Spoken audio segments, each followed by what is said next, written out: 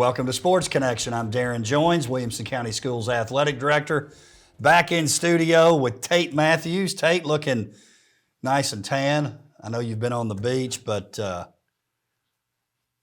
we do have some spring fling to talk about. We got a lot of spring fling to talk about. But I'm glad this gave us time to make sure we had all the results and have all the information that we needed. So glad to be back. I love spring fling. I know you worked on it a lot last week. I did, man. I spent about 30 minutes a day reading while I was on the beach. I don't know, for the Mathews household, the beach there's nothing quite like it for us. So sacred ground, so to speak. We love it. Time to get away, detach. Which is, everybody needs to do that. Yes. And that's a great week to do it, the week after Memorial Day. Which is a wash anyway. That's right. So, yeah, it works out. You're really only missing 4 days. And so it was good. We had a really good time and got to go right after the spring fling. So got to see all of it and glad to be back. And hard to believe, man. We're, less than 100 days from first game of football, which means even less from the first track meet, cross country meet, golf match, volleyball. It's on us. Here it comes. No rest for the weary. As it ends, here it comes again. That's right. So spring fling, Tate, and the 22-23 athletic season in the books. At spring fling, we had a pretty good showing. Great. Three team state titles, which is better than most school districts for a decade. 11 individual state championships there at spring fling, and then we're going to do kind of a mini year in review here at the end, which may surprise some of our viewers. I think it will, unless you are one that I think most people think about their individual schools. They don't think about it in totality, right? But when you see it like that, yeah, I think it's going to raise a few eyebrows. Also, they have not announced it yet, and I have to plead ignorance on this. I don't know that they will do it, but there might be a cherry on the top of that Sunday that you just mentioned. Brentwood High finished number 1 in the national poll. In soccer. I'm assuming that means they're going to name them national champions. Think about that. I would think so. And that poll in that world is a legit poll. Oh, yeah. It is. It's not one of those, when there's 6 different number ones from the same reach. Well, they were the number 1 in this division with these parameters. Right. That's huge. So you start talking about national championship? Wow. Let's start off with track. Now, here's the thing that's interesting about track. I think you and I would have said, hey, you're going to win 2 team track state championships. We would have said Brentwood girls and who else? Brentwood boys. But it wasn't. I think we did say that. I've been saying it all year. Sorry, Coach Fedoris and the crew for maybe jinxing you a little bit. But Brentwood boys win, which was a little bit of a surprise. We thought, hey, if they dominate the field events, and they really didn't totally dominate the field events, but they won anyway. The Page boys win the AA state title, and then the Brentwood girls end up finishing second. So that Page boys was maybe a little bit of a surprise. A lot of things had to go really well, and they did. They did. When you draw it up, what had to happen for them to win the team title, that's what happened. They did. There was no misses, and yeah, that's unbelievable. We talk about the growth of a lot of the programs. That's one at Page. Page has been really good at most sports for a while now, but the track and field program used to suffer, and a big part of that was participation numbers. And so to watch that grow and then for them to win a team state title, really, really cool. So, I'd say that in boys track, what the big boys play here, I don't know who used to say that, the SEC or whatever, but we've got the AA team and the AAA team state championship. Pretty cool. It's really cool. And just like in the AA is just like in the AAA, there's some Memphis teams over there that you beat them, and then you're down in even into the In AA, you've got a bunch of the metro schools here. You beat them in track and field, you've accomplished something. You definitely have.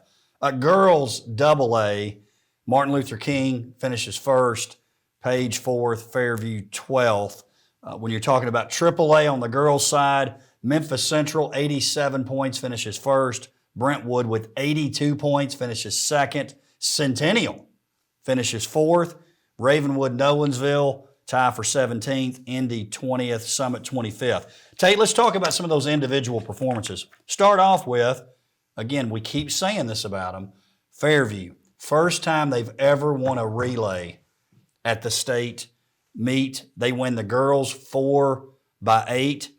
Lauren Sloan, Andy Laron, Reese Laron, and in the anchor position, she's been doing the cross country and track thing forever, Alyssa Andrea. Andrea did a great job. Wilco winner of freshman and sophomore year. Well, and we'll keep on. We won't fast forward, but the 4x8 again.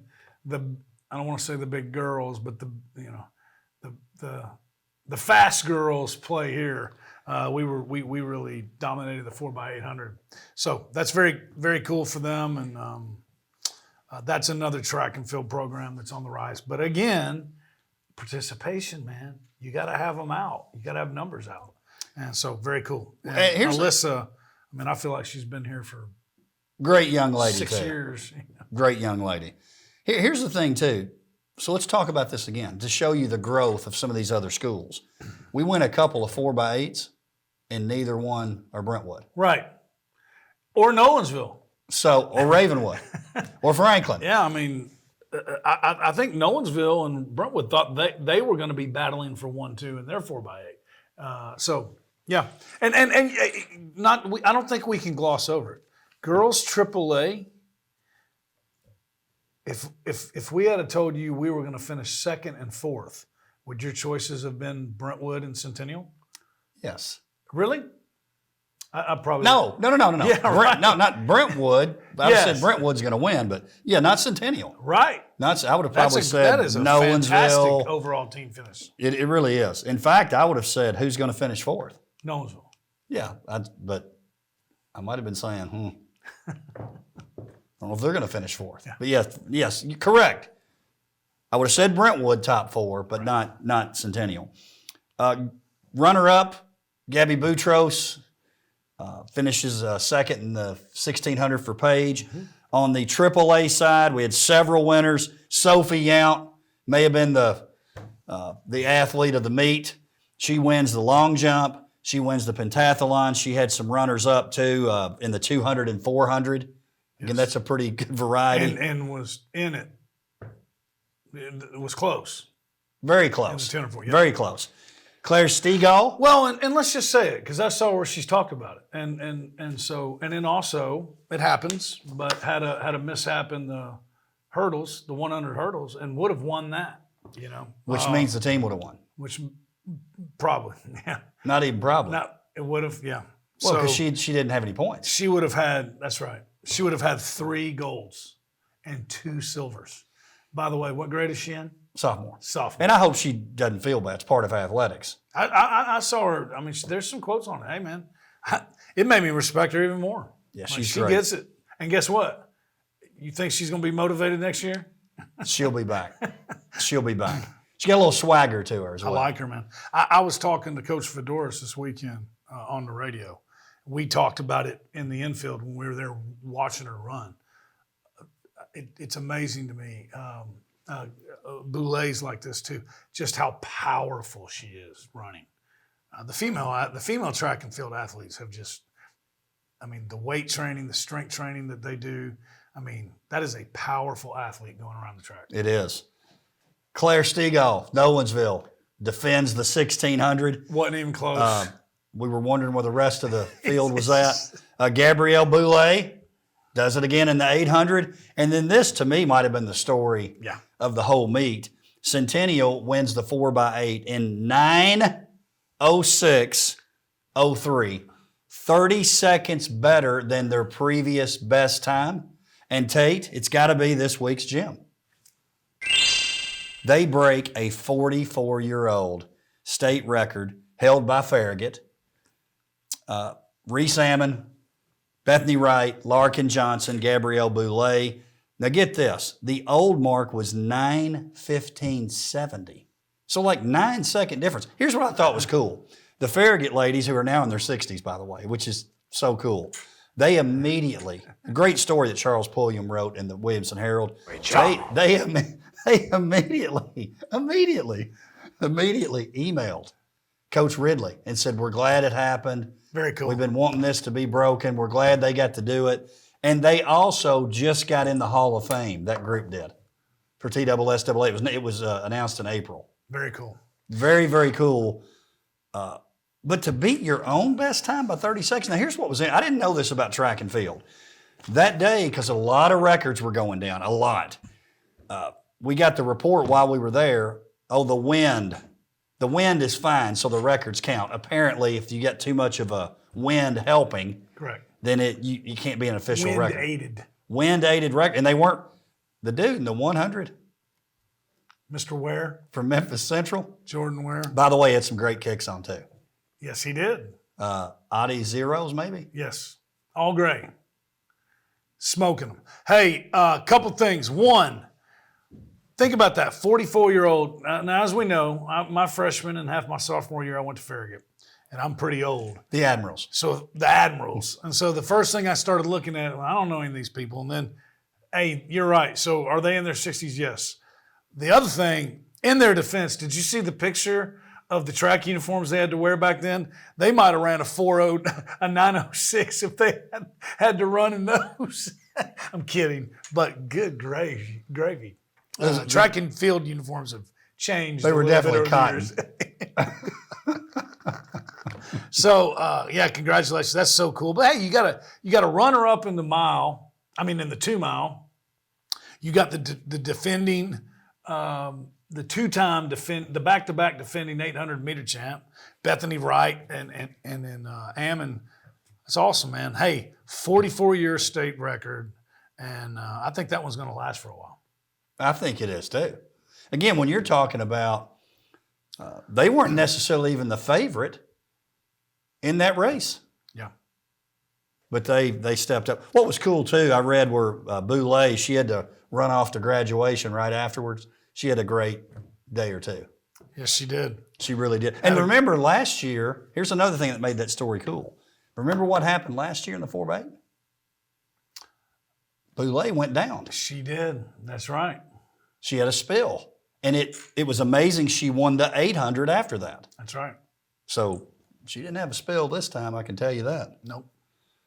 And Stegall, the 1600 again, it was just a blowout. It was a blowout. Didn't run the 3200, wasn't feeling well. Yeah, but and he I asked Coach Manderfield, and he's talked about this. If you want to know what kind of a person Claire is, she could have run the 3200 or the 4x4, I believe. It was one of the relays, but not both. And she chose the relays because she didn't want to let the other 3 runners down. She'd have won the 3200. Oh, I was under the impression she wasn't feeling well. No, you're right. She wasn't. But she ended up running the relay. I'm with you. I'm with you. Because of that, I'm with you. It came down to one or the other, and she said, I'm not going to let these. I'm with she you. would have won the state. Yeah. I mean, come on, man. Neat young lady. You want to talk about character? We're all on social media and the Character? stuff we look. Her character is intact. I'm here to tell you. It definitely is. Hey, listen, runners up. I want to mention these folks as well. Alyssa Arcava, Ravenwood, long jump. These are all runners up. Sarah Tang, independence, discus. She was also third in the shot put. Sophie Yount, we already mentioned the 200 and 400. Abby Miller from Summit, 300 Very impressive hurdles. run. And Larkin Johnson, which you mentioned in the 3200. Boys AA. Page first, 73 points. Signal Mountain 68, Fairview 30th. It came down to that last relay too.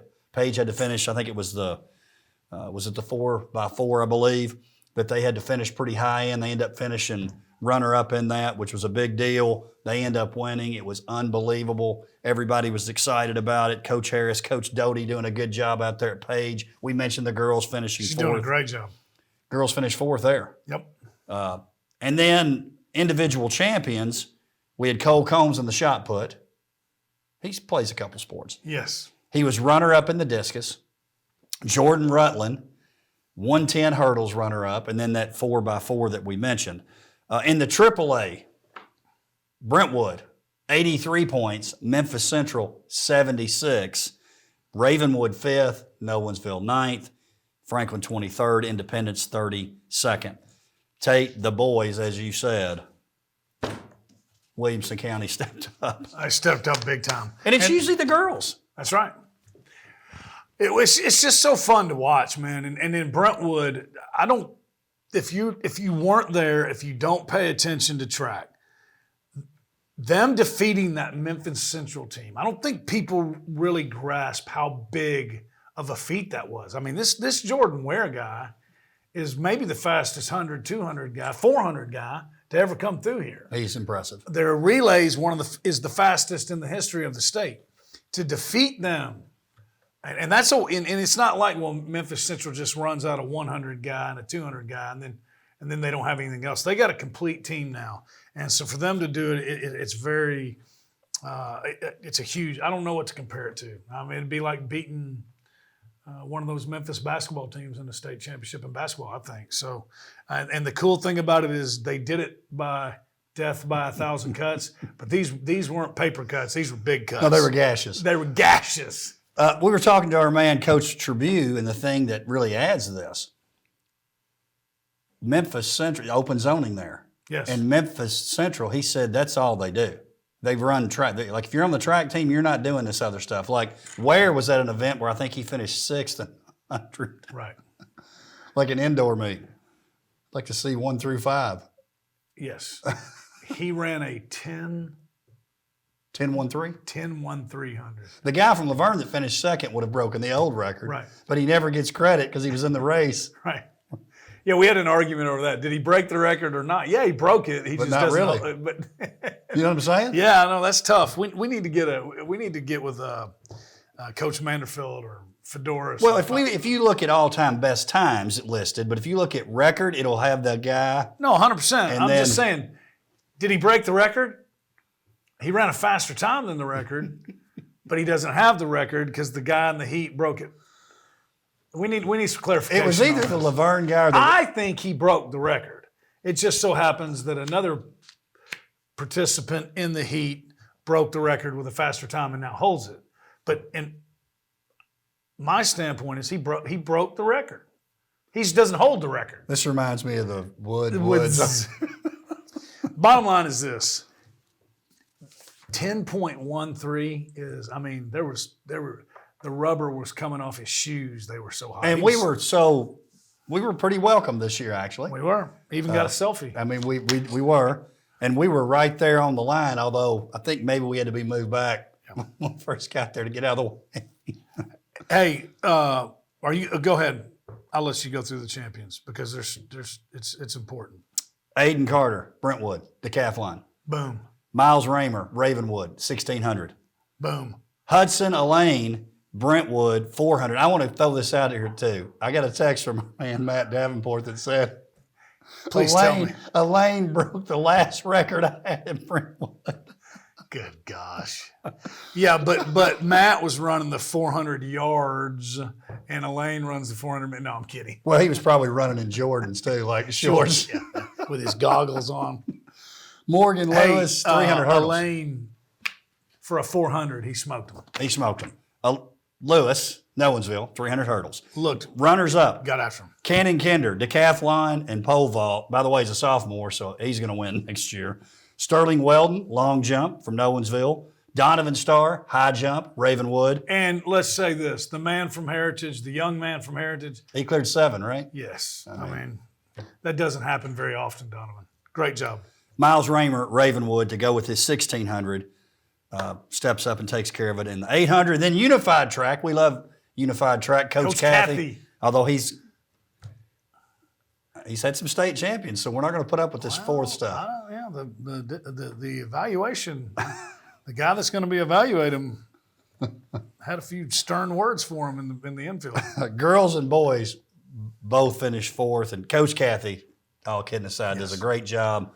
It's a great program. We have our special needs athletes and our traditional athletes that run in some of these events help participate, and it's really fun. And you see some other guys that maybe they're a soccer player or they play volleyball or whatever it is, teaming up with on the unified track team. That's a cool thing. 100%. We've got some other schools getting ready to step up and do it. I think Nolensville's one that's going to get unified track going, which I think is important. Now, what were you going to say? You were talking about the... Well, Kenny Kinder, the sophomore, runner-up in decathlon and pole vault. He doesn't get those runner-ups. We don't win first place. And on top of that, you have the first and second place in the decathlon in AAA. That's pretty strong, man. And then Jackson White, what did he get, fifth in the... Was it 400 or the mile? He had a fifth in there somewhere. Again, all those, you take those. That's what it was going to take. It was going to take first along with a bunch of points to be able to get up there on the past Memphis Central because they're such a well-rounded team now. So, yeah, man, very well represented on the boys' side. And well, you look at that, and we've got 3 schools with an individual champion in AAA. And don't underestimate, and I know the folks there don't, the importance of Coach Brock. Oh, yeah. Coach Brock, the boys' coach. I know Coach Fedoris, probably more of a background when you're talking about that sport, but it's kind of like Coach Manderfield at Nolensville, Coach Craig, Ravenwood with golf. There's something about their background with football and baseball that gives it a little bit. They take, even though it's a team sport, track has that individual feel. We just happen to be teammates. But I think they bring that team component that helps you go to another level. Is that fair to say that? It's very fair, and it's very wise. Sounds like a guy who's been in coaching for a while. Let's just be honest. The situation he stepped into, not a lot of people would have had the confidence to do it.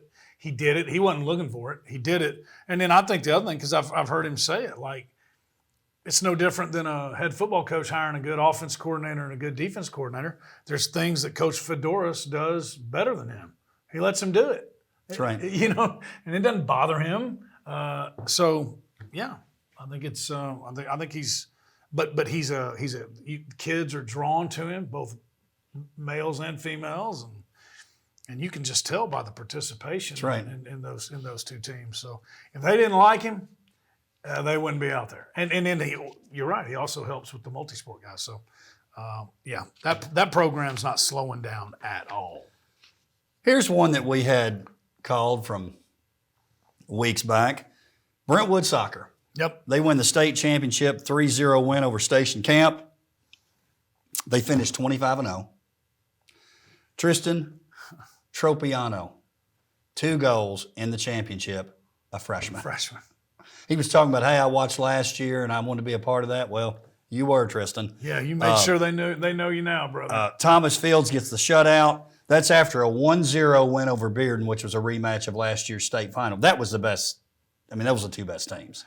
Yeah, no slight to our man Cookie. No, he did a great job. But yeah, those were the 2 best teams. Not even close. 1-0, Cooper Bailey gets a goal in the 20th minute. Because of a red card, Cooper didn't play the last 2, and he's arguably their best player, and they still dominate. Now, Arlington was tough. I think that was tougher than people thought it was going to be. The semi, over Bartlett. 3-2 win over Bartlett. Bartlett tied it late in the last minute or 2, and then Klein Simmons gets a goal to end up winning that particular match 3-2. Tate, and I've been saying this, now I want you to we've been saying kind of fictitiously, now I want you to answer it since you were here that time. 99-14 goal differential. Thomas Fields did a great job as a keeper. 12 shutouts in their 25 victories. They trailed 1 time this year. And it was when they beat the defending champion in Alabama as one of their classifications. They won 4-1. So it's not like that they were threatening to lose in that particular match. Is this the best Brentwood boys soccer team ever? Yes or no? Coach Purcell's listening. Oh yeah, Coach P stays away from it, but I'm getting conflicting reports. Oh. They're definitely the two best. Is Bill Whittemore giving you? No. I haven't asked him yet, but I will. But I'm going to say yes. The best. Yes. And here's why. They're both, unbelievable accomplishments, programs, teams. And you mentioned it, and they've talked about it, and they've addressed it. Your best player, he's not probably your best player. Cooper Bailey is your best player. I can't remember how many goals and assists he had. 30 goals, 15. His stat sheet was crazy. That's like losing Bill Whittemore at quarterback and going into the state playoffs or playing in the state championship game. So what do? You get there, you beat Bearden, who's a heck of a team, and then you win the other two, and you win the state championship with your best player in street clothes. Yeah, it's the best Brentwood team ever. And the other team that everybody talks about was what year? I think it was 2008. Okay, here's what's interesting about this. I went back and looked, and I'm going to say the year's wrong. But they've won 6 state titles. It's been back-to-back every time. Back-to-back, that's right. Every time. Yeah. And let me say this, too. This time it's going to be back-to-back-to-back. They're going to win again. They're loaded up. Hey, the quality of soccer was great back then, but it's even better now. So, anyways, you lose your best player to, and I don't even know if they call it questionable. It was just they had probably let it get too far. I don't know. You hate to see that in a state tournament, I guess is the way I would look at it. Well, and the thing about it is, I would hate for that to happen. Regular season, I get it, man. In a tournament. And by all accounts, look, in soccer, and this probably could warrant a clown show. I've never seen in soccer, for some reason, the players can yell at the officials. And first time I went, I was like, "What?" I thought I was on candid camera. And in some of the other sports, the coach can't even speak to the officials. So it's like it's set up for disaster. Yeah, the crowds the whole thing is bad. But the thing about it is, Cooper is not one of those guys that's involved in anything ever. No, it wasn't. It was rough play, is what it was. That's what I'm saying. His reaction to it was not appropriate. Yeah. But it was going on the whole time. That's right. That's what I'm saying. It should have been nipped in the bud earlier, but it's not like he's, Anyway, so. No bud being nipped in soccer, trust me. No bud being nipped, but it needs to be. Hey, you want to talk about a soapbox. I got a lot of those too, man. And I do, and I go out of my way to defend the TWSAA a lot. I do. So I got no problem criticizing. I think one thing they do a horrible job of is I'd say, hey boys, girls, let me tell you something. These referees, they don't make enough. You could triple the pay, and I wouldn't do what they're doing. And we don't have enough. So here's what you need to know. We're going to back these referees. So when we get a report, you were acting like a donkey, and they warn you, and you kept on going, and they run you out of there, don't even bother calling me. You think that? Hey man, I didn't. I'm not just saying this because I'm a donkey. A donkey. You can tell I'm not just saying this because I'm with you. I don't ever remember seeing you get on the refs ever. Wasn't my thing. But if you were a guy who did, you're smart enough to know, I don't really want to get, I enjoy coaching. I want to be on the floor during the game, Right? In the same if I really know this guy's going to bounce me, I'll calm down. In the same respect. And they need to be backed. Some are bounce a little too quick. Correct. But soccer, they don't. But it might be because, of what they dealt with leading up to that. Anyways. Hey, this needs to be said too. Talk to Coach Purcell about this. It's hard to say the best ever, so I'm not going to say this. But when we're talking goalkeepers, Thomas Fields is on the Mount Rushmore. 12 shutouts. 12 shutouts. And played a really good schedule. Yeah. Playing in this district alone is a good schedule. Yes. All right, let's talk a little softball. History was made. Nolensville ends up finishing third in their first trip to the state tournament. I know you and I were very happy that a young lady like Rylan Smith, who's one of the best ever in this particular district, she gets her 1,000th strikeout in the first game. It was a 3-1 win over really a traditional power, Coffee County. Yes. 19 strikeouts in that particular game, one short of the state record at the state tournament. J.C. Bilbrey goes 2 for 4. Hold on. Think about that. What, 19 strikeouts? In one game. Hey, and here's the other thing. 1,000 for the career? How many years was that in? The COVID year was shortened. They only played 2 games, didn't they? I don't think they played any. Okay, yeah. 3 years. 3 years. Needs to be an asterisk next to that because there would have been at least another. No doubt. Yeah. No doubt. Game 2, they take care of Arlington, 2-0. Smith, 15 strikeouts. Kendra McNeil, gets a big RBI. Then they go to the winner's bracket final. They end up losing to the number 1 team in the state, the eventual state champion, Green Hills, 6-0. I'm going to tell you, I was at that particular game. A break or two here, it could have been different. They left a ton of runners on base. They made a key error that made the score go from 2-0 to 4-0, and then you could feel they were deflated. What happened, I was a little bit afraid of. They come back and play Daniel Boone. I think they're as good as Daniel Boone. Daniel Boone was good too. They are. But it's almost like it's the same day, so they ran out of steam a little bit. Don't get me wrong now, they were up 4-2. And then a 7-run 6th inning for Daniel Boone. Final score ends up being 9-5. Here's the thing that's scary, although maybe not totally scary if you're the other teams. Only 2 seniors, Lauren Ryan and Rylan Smith. But losing Rylan, particularly because she's a pitcher. Yeah. It's about that pitcher. Yeah. So they've got a lot of pieces. If they can find another pitcher, look out. Nolensville's going to be right there. Since we're calling our shots early, look out for Brentwood next year. Mason will be a junior. Marina Mason. Nolensville's going to be in the conversation. Probably going to be back. And Summit. Yeah. Hey, just because I love hearing you say I don't care, Green Hill, no seniors. I don't care. That's what I figured. I hope they never win another game either. Trending under who cares. No, they were really good.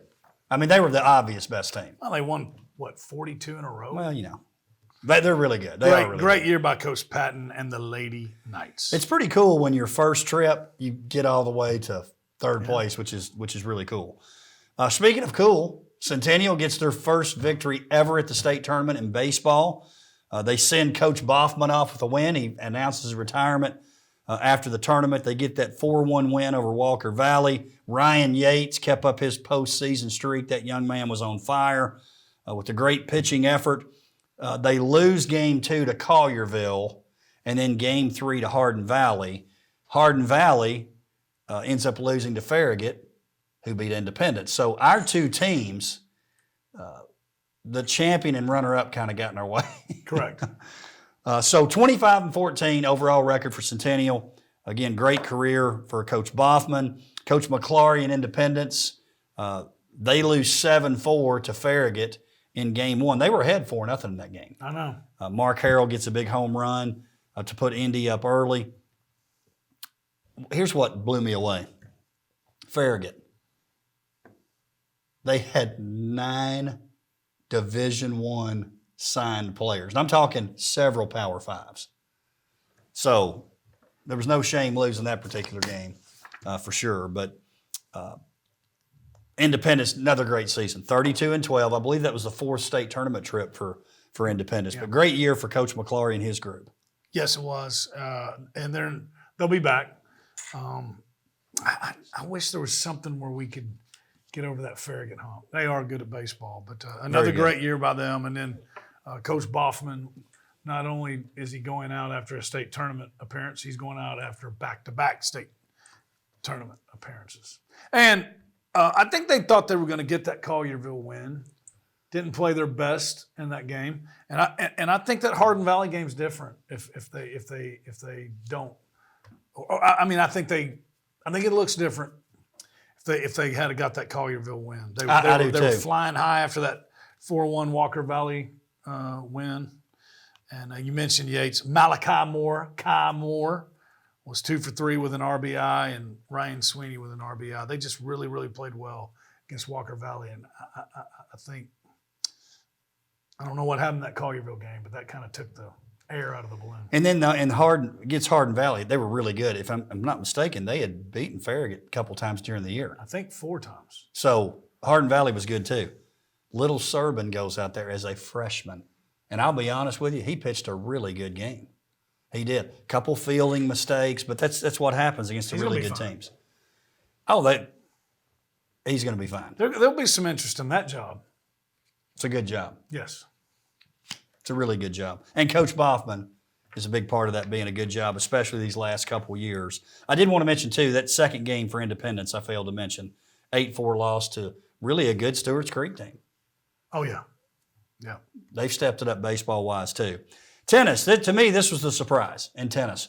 For the first time since 2009 for girls and 2016 for boys, we didn't have a WCS team in the final. Think about that. That's a long time. Now, on the girls' side, Ravenwood loses to the eventual state champion, Science Hill. The boys' side, they lose to the eventual state champion, Collierville. So some of that was probably the draw a little bit, but if I were betting on it going in, I would have said at least one of those teams would have won the whole thing. But Collierville, Science Hill, they're on a pretty good little run right now. I suspect the Brentwood boys, though, coming back. They got some dudes coming back. I think they'll be fine. In the individual play, Grace Stout of Ravenwood, she loses for the second year in a row to the eventual state champion. Last year it was in the championship. This year it was in the first round. Riley Cassidy of Farragut. There's Farragut again. They're another Spring Fling's a Farragut kind of deal. On the doubles side, we got 3 wins. Aubrey Carper, Sophia Messier from Franklin won their first round match. They lost to the eventual state champion. Austin Victory, Stephen Smith of Brentwood. They win their first round match. They lose to the eventual state champion in the semis. Sam Frank Carter Terry Fairview. They win a match, and then they lose a heartbreaker in 3 sets. 6-2, 4-6, 6-4 to the state runner-up in the semifinals. But again, I've circled that Fairview thing now. They come. Spring sports. They're not even coming. They're here. They're here. The coming's gone. We're here. We here. Don't you think the Fairview yellow's got to be a distraction on the tennis court? I'm surprised there hasn't been a. As you're throwing the tennis ball up, yeah. Is that what you're talking about, or just distracting? All of it. But there's been some incidents of some uniform protests that were quite animated. I can't believe that hasn't happened yet. Tate, let's end with this. Team state championships. I like talking about this. This is pretty cool, and I think most of our viewers would miss this. This year we win 5 team state titles. Brentwood, girls cross country, boys soccer, boys track. Page, girls soccer, boys track. Now here's the one that might throw people off. In the last 2 years in Williamson County, we have won 13 team state titles. Brentwood's won 8, which is it's outrageous, honestly. There are schools that have been around for 70 years and have like 2 or none. 1 or none. Yes, they've got 8 in 2 years. Nolensville has 1 and Page 4. Yeah. Page 4. Yeah, man. They just, you know what though? They like it. Just keep thinking, but they do a good job of playing it. Oh, we're just from Rudderville. Well, you weren't here for the last show. Dr. Qualls and I were talking about it. I said, look, that driving my tractor to school thing they do, I said, yeah, it's an international harvester. It's not one you got to hit the choke on 11 times to get it to start. That's not the kind we're talking in Central City. We're talking corporate farming now. Yeah. Keep playing that, we're just out here in the country card all you want to, because it's been good for you, but there's a little bit more going on than that. There's my $800,000 home I'm living in now. I'd say Brentwood's going to win the Director's Cup. I'd say they got a good shot. I mean, at some point, Like, come on, man. Like, We may just need to rename it for them. You know, I went back and looked. So we've had, then the COVID year was out, but this is the 9th year. I'm not saying they've won this year. But I'll say it. Do you realize they've won every year but one? Yeah. And it was Ravenwood. Yeah. So, I mean, yeah. It's kind of like the Barbara Campbell Coach of the Year. At some point, just name it after, and then let somebody Why else. are we voting on this? Tate, looking forward to next week. We're going to talk a little bit more about the successes of this year, the Wilcos. Yes. It'll be the Wilco preview special, and then June 20th, it's on. I'm excited, man. I'm getting ramped up. I already been getting some texts from, I can't call him that. John Street. Mr. Street is Mark Street. John, sorry, brother. You're always going to be John. I've been getting some texts from John Street. On the Tux. Yeah, man. But the young people too. He's ready to outfit some young people, yes, man. we appreciate them. It's going to be fun, the 20th. The 20th. Looking forward to it. We'll talk about it next week. Okay. Welcome back, Tate. You Glad to be. look rested. Thank you. You do too. Thank you for joining us for Sports Connection. We'll see you next time.